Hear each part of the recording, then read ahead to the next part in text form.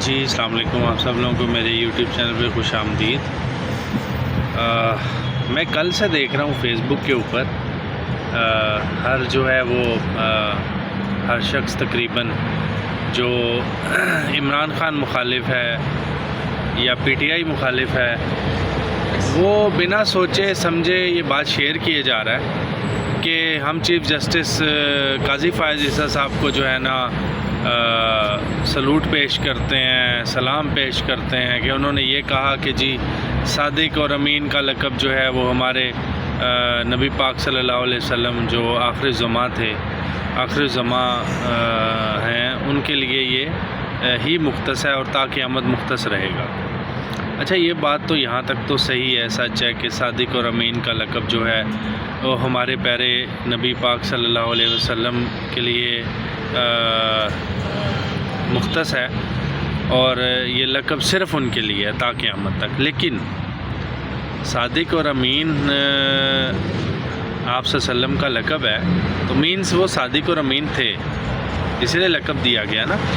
تو ہمیں کیا حکم دیا گیا ساتھ کہ آپ صلی اللہ علیہ وسلم کی سنت پر بھی چلو۔ صادق اور امین ہونا آپ صلی اللہ علیہ وسلم کی سنت ہے نا،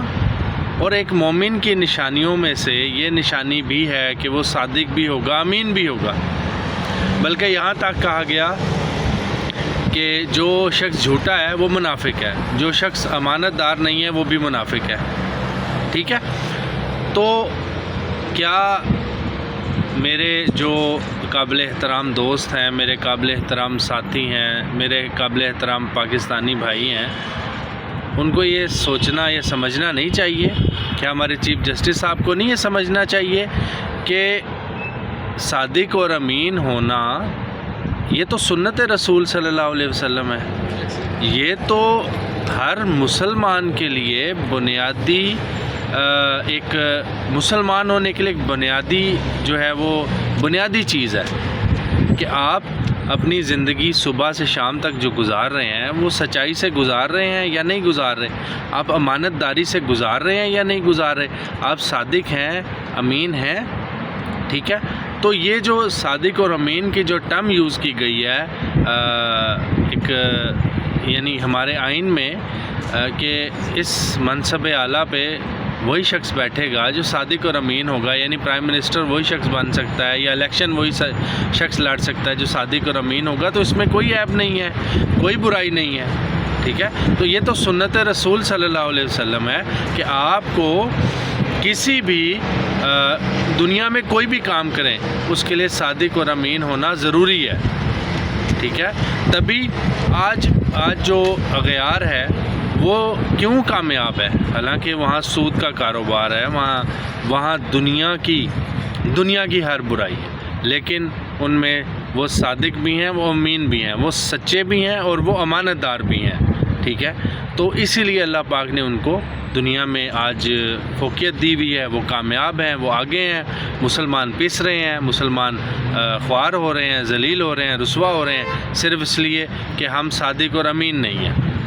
اور بھی بہت ساری بیماریاں ہیں ہمیں، ان میں سے یہ 2 بیماریاں بھی ہیں، ٹھیک ہے۔ تو یہ بہت ہی بیسک سوچنے کی بات ہے، تو یہ ہم لوگوں کو اس پہ غور کرنا چاہیے اور آگے پھیلانے سے پہلے ہمیں یہ بھی دیکھنا چاہیے کہ ہم کسی کے مخالفت میں حد سے تو نہیں گر رہے،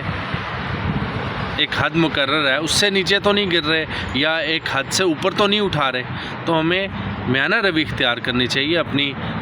پازیٹیو سوچ سے سوچنا چاہیے، کسی کی مخالفت میں اتنا نہیں گر جانا چاہیے کہ الفاظ کی سمجھ نہ آئے اور ہم آگے شیئر کرتے جائیں یا اس کی مخالفت میں ہم کچھ بھی آئے وہ کہہ دیں، اور کسی کی محبت میں اتنا نہیں بہہ جانا چاہیے کہ ہم اس کی محبت میں کچھ بھی کر جائیں، ٹھیک ہے۔ تو یہ دونوں چیزوں میں ہمیں بیلنس رکھنا چاہیے۔ جزاک اللہ۔